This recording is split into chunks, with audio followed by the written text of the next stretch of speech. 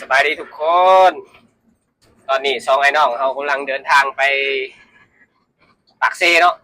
ซึ่งว่าเป้าหมายของเขาก็คือ แก่เครื่องไปส่งลูกค้าอยู่ทางปากเซประมาณ2-3เจ้าเช้าเนี่ยเขาออกมาแต่ลักเช้าจากโมงทุกประมาณ7 โมงเนาะตอนนี้ก็เวลาได้มากอ่ะโอ้7 โมงกับมัน8-9 ชั่วโมง10 ชั่วโมงเราได้เดินทางมานี่แต่ลักเช้าหาปากเซเนาะตอนนี้เวลา4 โมงเนาะแต่ว่าเป้าหมายเขายังบ่ฮอดปากเซเถื่อจังใดก็มื้อนี้เป้าหมายของเขาก็คือไปฮอดแล้วก็ได้ให้ได้ลงเครื่องเนาะให้ได้ลงเครื่องมื้อเช้าแล้วก็จังตีรถกลับแต่เช้า6 โมงเนาะเพราะว่ามื้อสิได้เดินทางกลับเลยอันนี้บรรยากาศที่ถ่ายบรรยากาศข้างทางเลยเบิ่งเนาะจังใดใครอยู่ปากเซเด้อใครอยู่ปากเซมื้อแลงเจอกันเด้อลงเครื่องแล้วมื้อแลงใครที่อยู่ปากเซมื้อแลงโทรหาข่อยได้ข่อยไปเลี้ยงเบียร์ครับหัวหน้าใหญ่เพิ่นนี่ขับรถนี่ใส่แว่นดำนี่โคตรเท่ว่าซั่นเนาะใช่ทุกคนเบิ่งบรรยากาศข้างทางเนาะเดี๋ยวไปชมบรรยากาศกันเลยเนาะเบิ่งบรรยากาศเลยว่าการเดินทางของเฮานี่ลำบากส่ำใดเนาะออกมาแต่เฮือนแต่6 โมง7 โมงเช้าบ่ได้ฝากเลยแล่นรถมืดๆ2ไอ้น้องเฮาเปลี่ยนกันครับคนหนึ่งครับคนหนึ่งกินข้าวเนาะอยากกินข้าวก็กินในรถเลยซื้อของกินขึ้นมากินในรถเลยเอาเดี๋ยวจะให้เบิ่งบรรยากาศทางเข้าไปฮอดปากเซเนาะแต่นี่ไปหาปากเซก็ประมาณ70เนาะ70ลักประมาณ5-6 โมงน่าจะฮอดเดี๋ยวให้เบิ่งบรรยากาศข้างทาง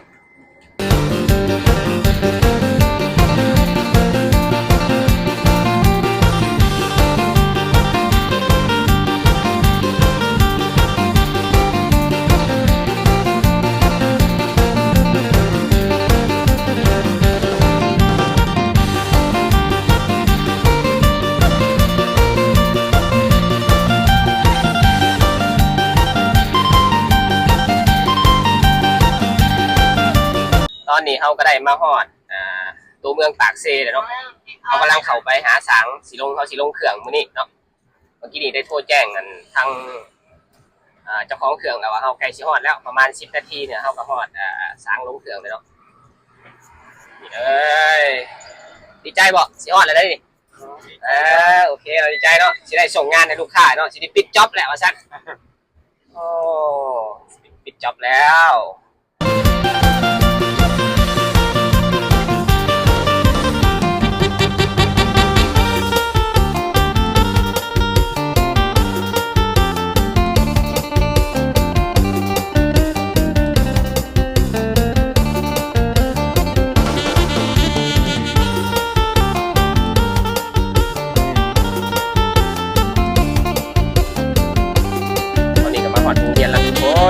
นี่เลยอันนี้ไปเลี้ยวซ้ายเด้อเลี้ยวซ้ายว่าคุณตอนนี้ก็มาหอดวงเวียนปากเซเลยทุกคนผมก็นี่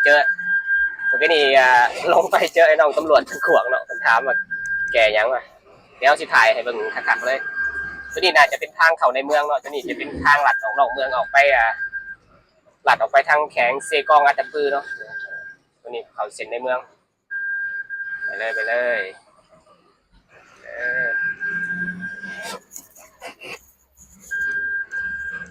เดี๋ยวให้ชมบรรยากาศเขาใช้เบิ่งว่าสางเพิ่นอยู่แถวใดเนาะ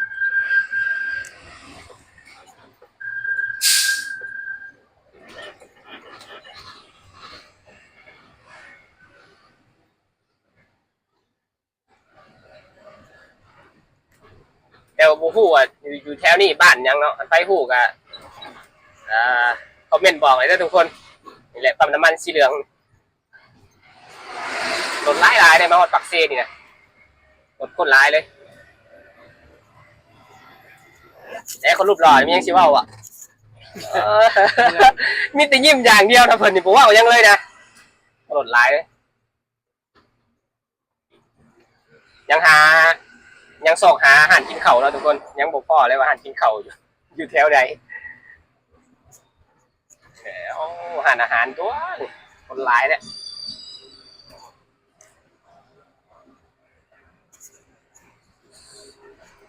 วิวสองข้างทาง อ้าวตอนนี้ก็มาฮอดครัวแล้วทุกคนฮอดในตัวเมืองแท้ๆเลยบัดนี้ฮะนี่แหละคันฮอดครัวนี่แหละคันไปมาปากเซ่นี่คันบ่ฮอดครัวนี่แหละแปลว่ายังบ่ฮอดปากเซ่นี่นะ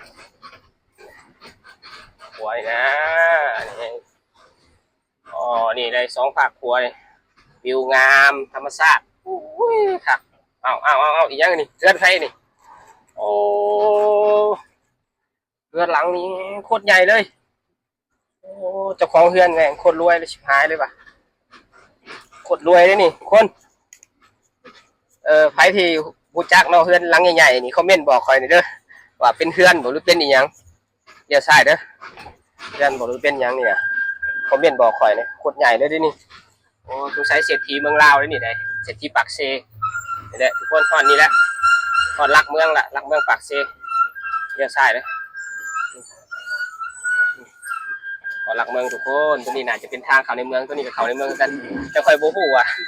ทางใดเป็นในเมืองแท้แต่ว่าฮู้จักว่าทางนี้มันสิไปทางใต้เด้อไปทางอัดลงไปทางเซกองอัตตปือนี่นะตัวนี้น่าจะแม่นเข้าในเมืองตัวนี้แม่นจะน่าจะไปขัวมิตรภาพไทยลาวเนาะเลยผู้สาวโอ้ปากเซนี่เจริญแห้งปากเซนี่เจริญกว่าบ้านเฮาหลาย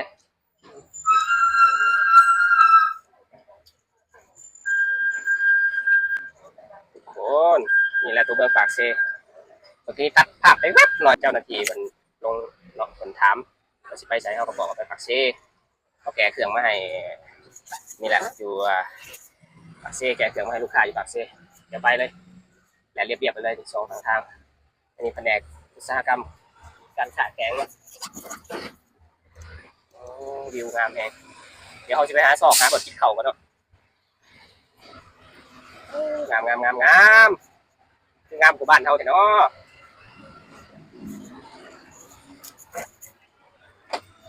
ใครอยู่ปากเซ่มาแรงอย่าลืมโทรหาข่อยเด้อข่อยไปกินเบียร์นำเด้อไปกินเบียร์นำเลย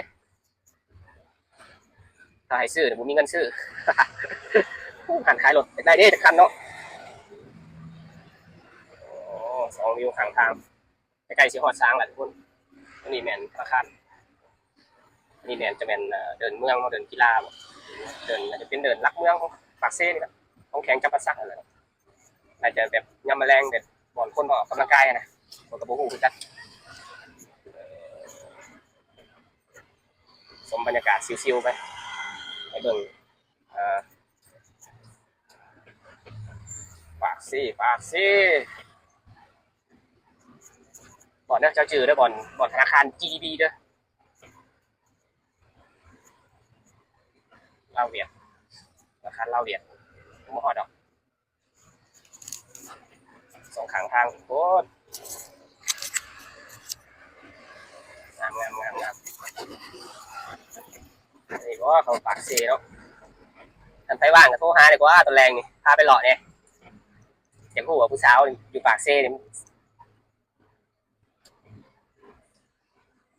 งามบอกเป็นอะไรเดินกีฬาอะไรนี่เนี่ยสนามกีฬาเนาะกีฬาแข็งสนามกีฬาแข็งจำปาซักตอนนี้กำลังจอดไฟแดงแต่ว่าบุเห็นไฟแดงตัวนี้จะเป็นทางเขาในเมืองเลย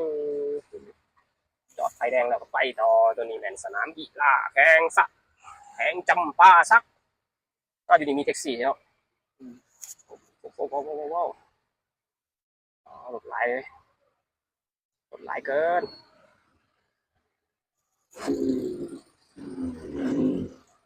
ไปอยู่ปากเซ่ตะแรงมึงมีไผเซ่มาหาข่อยบ่เนาะหัวหน้าเนาะเอาอยู่ปากเซ่ตะแรงนี่ยก2 นิ้วด้วยยก2 นิ้วดูอยู่ปากเซ่ตะแรงนี่มึงมีไผเซ่มาหาบ่เนาะเซ่มากระเจ็บเลยนี่บ่เซ่มากระเจ็บเลยหัวหน้าผมบอกเลยแต่ปล่อยทางหน้ายังทางหน้าปล่อยไปแล้วแอบทางนี่แหละ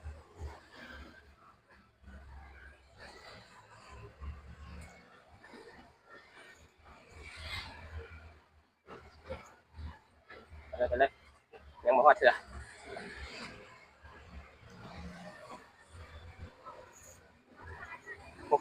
บอลรถยุดไฟแดงกูเลย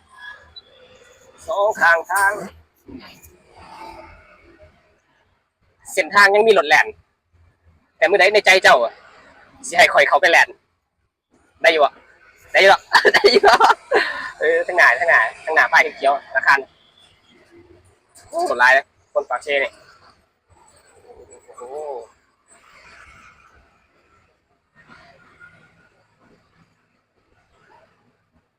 ในธนาคาร GDB รถดำๆมันจอดจอดนั่นเลยวะจอดใกล้รถดำๆนั่นไปหน่อยหนึ่งมันเป็นหอดเลยพอแล้วทุกคนพอแล้วทุกคนพูดช่วยน้องคนมาถ่าแล้ว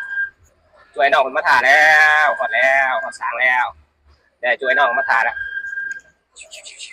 อันนี้คนนี้ไหมเด็กซื้อนี่ไหมเลยช่วยน้องคนมาถ่าแล้วพอแล้วเอ้ากินข้าวทานแล้ววะโอ้แน่พอแล้วทุกคนนี่พอสางแล้ว